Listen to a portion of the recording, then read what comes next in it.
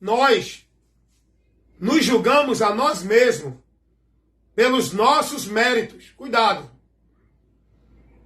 Paulo vai dizer assim: ainda que a minha consciência não me julgue, todavia eu não me justificarei. O Senhor é quem me justifica. A minha justificação diante de Deus não é pelo que eu faço, é pelo que Jesus fez. A minha justificação diante de Deus não é pela minha obra, é pela obra de Deus, que foi Cristo na cruz do Calvário. É isso que nós temos que estar aqui no nosso entendimento. Eu não me julgo melhor do que o outro, porque hoje eu estou na comunhão com Deus, porque eu vivo melhor e o outro não.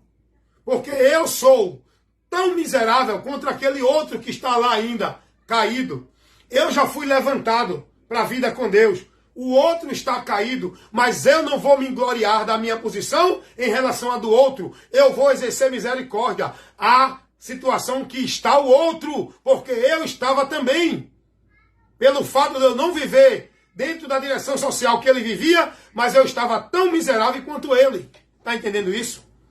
Nós temos que cuidar, ter cuidado, irmão, porque o nosso juízo, o nosso julgamento nos condena. Nos condena. Eu tenho que entender que eu tenho que honrar, glorificar, adorar a Deus por Cristo Jesus, porque tudo é por meio de Cristo. Por isso que a Bíblia vai dizer: em tudo dai glória ao Pai por Jesus Cristo. Adoramos a Deus por Jesus Cristo, que é o mediador. Não sou eu, com a minha virtude, que estou na presença de Deus, porque sou santo. Nós somos santificados por Cristo. Nós somos justificados por Cristo, para estarmos na vida com Deus. Não é por nossos méritos. Eu sou justo, não pela minha justiça, mas eu sou justo pela minha fé em Jesus, pela qual diante de Deus estou justificado. Eu sou santo para viver a comunhão com Deus, que já estou. Não é pela minha santidade, é porque eu fui santificado por Jesus, que me santificou com a sua morte na cruz do Calvário. Está entendendo isso? E como santo, eu tenho que andar santificando minha vida. Como? Na obediência a Deus, pela palavra dele, guardando, praticando, submisso, me conduzindo, me dirigindo no sentido da palavra, para não me desviar da vida com Deus. Porque se eu me desviar da palavra, da vida na direção da palavra, eu me separo da vida com Deus. Está entendendo isso? Então é muito importante nós entender isso. Meu irmão Adinaldo Nogueira, eu posso não ter explicado bem mais, né, com uma forma mais abrangente, porque o meu conhecimento é muito pouco, né? Esse é o grau de conhecimento que eu tenho, que me dá, né, a autoridade para falar até aí. Eu não vou falar mais porque eu não conheço. Tem mais instruções nesse texto, mas tem outras pessoas com mais sabedoria que têm uma abertura de entendimento maior, tá? Então, o que eu, né, sou ensinado nesse texto, eu passei aqui. Joio e o trigo é nesse sentido. É que entre o povo de Deus está a mistura de muitos falsos cristãos, muitos falsos apóstolos, muitos falsos pastores, muitos falsos irmãos que não estão em Cristo. E eles são influenciados, são colocados por Satanás para colocar divisão, para colocar confusão, para deturpar a doutrina, para manipular a verdade, para cegar o entendimento dos irmãos, criando ideias, conceitos. Cuidado. Que Deus nos abençoe em nome de Jesus e que todos nós possamos verdadeiramente buscar de Deus o conhecimento. Amém, irmão? Buscar de Deus o conhecimento. Porque, meus irmãos, escuta uma coisa. Nós precisamos entender que somos dependentes de Deus em tudo. Em tudo somos dependentes de Deus. Então, nós temos a palavra de Deus. Tem gente que tem dificuldade no ler, isso é compreensível, não é? Mas a fé vem pelo ouvir.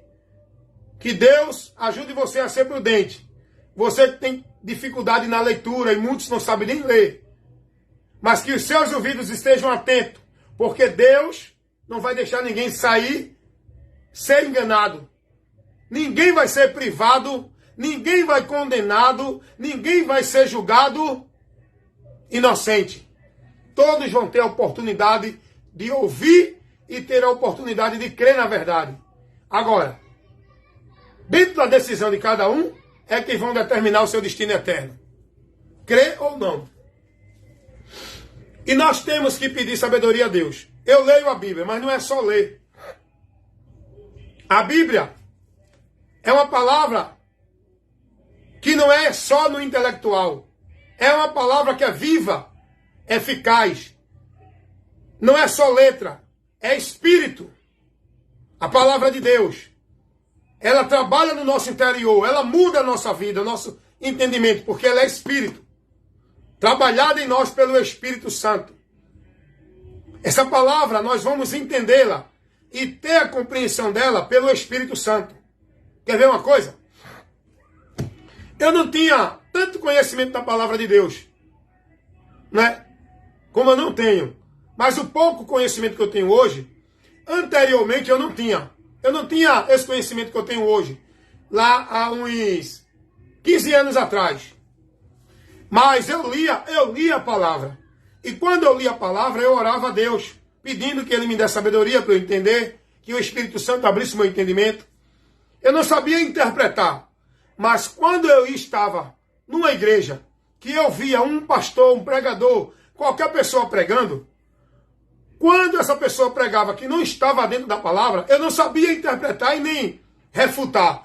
Mas dentro de mim, eu dizia, não, está errado. Não é assim. Sabe por quê? Porque o Espírito de Deus, Ele não nos deixa enganar. Jesus disse que Ele nos guiaria na verdade. Você pode ser um teólogo, um doutor, um bacharel, um pastor que tem grande sabedoria para pregar. Se você estiver pregando sem a direção do Espírito Santo de Deus, você é um herético. Se você não tiver conduzido e guiado uma palavra no Evangelho de Cristo, você é um herético. E nós, Igreja de Cristo, nós temos o Espírito Santo de Deus. É por isso que a Bíblia diz, não endureça o vosso coração. Deixe o Espírito Santo de Deus te conduzir. Deixe o Espírito Santo de Deus falar no seu coração. Eu estou lá, irmão, ouvindo o culto. Ó. O pregador está lá, mas é um cara intelectual. O pregador é teólogo, é doutor, é conhecedor. É um cara muito sábio que está pregando. Eu digo, isso não me interessa, eu quero ouvir a doutrina. Ele está pregando lá. Se ele pregar o que não está na palavra do Evangelho de Cristo, ele pode ter o título que tiver, eu não vou receber, irmão. Primeiro, com o Espírito de Deus, a natureza de Deus em mim, não me deixa receber essa pregação. E o conhecimento da doutrina de Cristo me faz rejeitar e não aceitar essa pregação e sair daí. Está entendendo isso? É isso que o Espírito Santo faz em nós. Não é só a palavra, é o Espírito também. O cristão, ele está selado pelo Espírito Santo, pelo conhecimento da palavra, aonde ele vai ser guiado agora. Ele não precisa ter um curso de teologia, ele só precisa ser convertido verdadeiramente a Cristo para receber o selo de Deus. O Espírito Santo que vai guiar ele. Ele vai ter a interpretação dada pelo Espírito. Ele vai entender que o que estão ensinando ali não é a palavra. O Espírito de Deus não vai deixar ele receber. Amém? Então que Deus abençoe.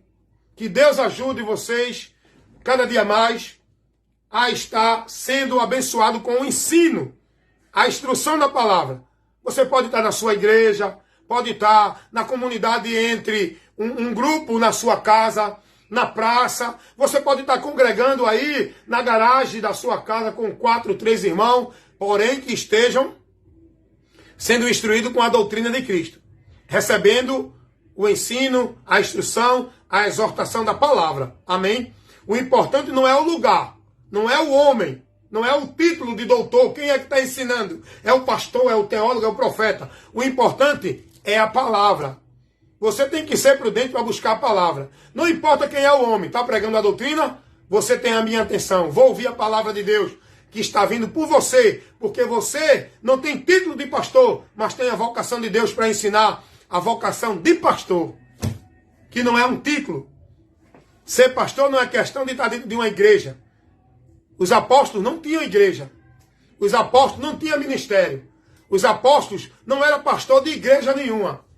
Eles eram vocacionados para levar o ensino à congregação, entre elas, no qual eles também eram membro. Eles não eram cabeça, que nem hoje a maioria dos líderes se fazem. Mas que Deus abençoe, meu irmão Edinaldo Nogueira, que possa ter servido essa instrução para o Senhor. Mas eu vou ler mais, eu vou pedir mais direção do Espírito Santo, mais sabedoria para entender mais ali o ensinamento que essa parábola nos traz, para trazer para o Senhor e para todos, mais e mais, amém? Mas, no momento, eu creio que essa pequena orientação serviu para nos abrir mais o entendimento. Que Deus abençoe. Obrigado aí, meu irmão Adinaldo Nogueira, pela sua pergunta, pela sua participação e pela sua colaboração na obra do Reino de Deus, que eu sei que o Senhor aí, no seu sítio aí em Olho de Água, na cidade de Buquim, está fazendo a obra do Reino de Deus, amém? Porque o Senhor, como membro, é um dever anunciar as boas novas aonde o Senhor está nessa comunidade. Amém? Nós somos membros dessa igreja.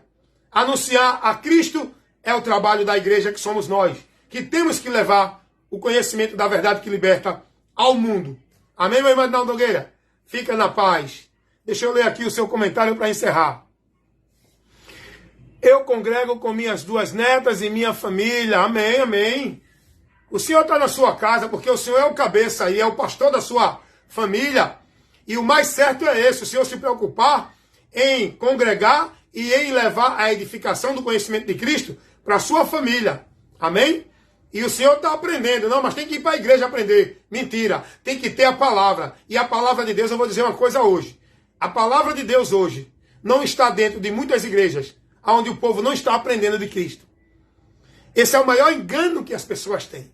Não tem que estar na igreja, você tem que estar sendo conduzido pela palavra. Seja por alguém que tenha o conhecimento e está ensinando a você. Seja na igreja, seja na internet, seja na rua, na praça. O importante não é o local igreja. O importante é a palavra que está sendo ensinada. E o homem que está ensinando tem que ensinar a palavra. Deu para entender isso? O povo quer formar ministério. Não, aqui é o grupo de obreiros. Tem que ter o diácono, o auxiliar, o presbítero, o obreiro, o evangelista. Onde é que a igreja de Cristo tinha esse?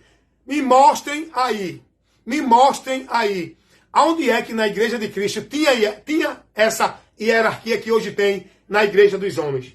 Onde era que na igreja de Cristo os irmãos viviam esse formato de submissão a um sistema centralizado, como hoje o povo vive dentro da igreja? Aonde era que a igreja de Cristo tinha a orientação de ser levada a ir adorar a Deus em um local, em templo, em igreja, como se fosse um lugar central para eles oferecer a vida a Deus? Aonde é que isso está colocado como ensino para nós na doutrina de Cristo? Me mostrem aí, por favor. Entendeu? Então nós, como igreja, a igreja de Cristo lá no período apostólico, eles estavam reunidos no cenáculo, eles estavam reunidos na sinagoga, eles se reuniam nas casas, tinha grupo de igreja que não tinha a oportunidade de estar no cenáculo, se congregava nas casas, se congregava nas sinagogas, se congregava nos locais públicos que eles marcavam um com o outro para estar. Mas eles não tinham um local centralizado no domínio do homem, onde o homem tornava-se o soberano e colocava a escadinha de autoridade para o povo. A igreja de Cristo não tinha isso. Essa hierarquia, esse sistema de igreja escadinha, no ministério que hoje vive dentro das igrejas, é maldito, não é. Não é conceituado no Evangelho de Cristo. Onde tem a escadinha? Não, você é auxiliar, é obreiro, é diácono, é presbítero, é evangelista, é pastor. Ei, vocação é vocação. Vocação não é questão de você estar vivendo um estágio. Se formando aqui, fui formado a obreiro, você formado a pastor, você formado a evangelista. Quando Deus chama, Ele já chama com a vocação exclusiva, que é Ele que dá a quem Ele quer. Não é uma questão de escadinha. Não, primeiro para ser pastor tem que ser obreiro, tem que ser diácono, tem que ser presbítero, tem que ser evangelista, para depois ser pastor. Quem coloca isso é os homens. Essa hierarquia dentro da igreja dos homens. A igreja de Deus não tem isso, amém? Então, meus amados irmãos, meu irmão Adinaldo Nogueira, estou formando um grupo de 10 pessoas, amém? Forme, meu irmão, e que esse grupo esteja todos compromissado com a fidelidade a Cristo, a palavra de Cristo. E no meio desse grupo, olha, escuta uma coisa, quem quiser se destacar, já corte logo a asinha, tá? No meio do grupo, não deixe ninguém querer ser maior ou menor. No meio do grupo, todos são iguais. Entre a igreja de Cristo, não tem maior nem menor. Agora, se tem algum irmão nesse grupo aí, que tem uma vocação melhor, uma explicação melhor da palavra, vocês deixem ele trabalhar com a oportunidade de instruir, porque ele tem a vocação. E vocês têm que ser prudentes, a analisar ele, para ele não trazer contexto errado. Amém? E julgar a palavra de Deus, aqueles que estão trazendo pela doutrina. Se não tiver condizente na doutrina, bota ele para correr, aparta-se dele. Amém, meus irmãos? Irmão Adinaldo, fica na paz. Que bênção esse ensinamento nesta hora. Que Deus continue nos edificando com cada vez mais momentos desse, para a gente se edificar na fé. E eu creio, um dia, viu, irmão Adinaldo, que eu vou estar aí na sua cidade, congregando com vocês, para a gente se edificar junto aí na cidade de Buquim, no sítio de Olho de Água, no estado de Sergipe. Brevemente, eu creio, em nome de Jesus, farei uma visita a vocês, se assim Deus permitir essa ocasião. Amém? Fica na paz e que Deus abençoe. Tchau!